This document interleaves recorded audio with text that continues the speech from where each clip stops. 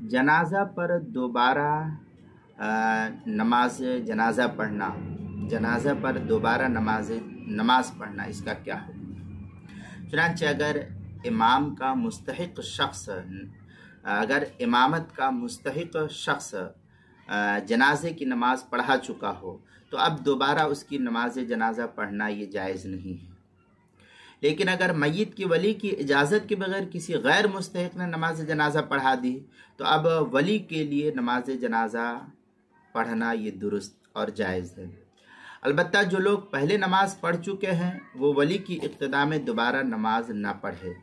چنانچہ اس سلسلے میں در المختار مع شامیہ میں ہے فَإِن صَلَّى غَيْرَهُ أَيِ الْوَلِيِّ مِمَّن لَيْسَ لَهُ حَقُّ التَّقَدُّمِ عَلَى الْوَلِيِّ وَلَمْ يُتَابَعُ الْوَلِيِّ عَادَ الْوَلِيِّ۔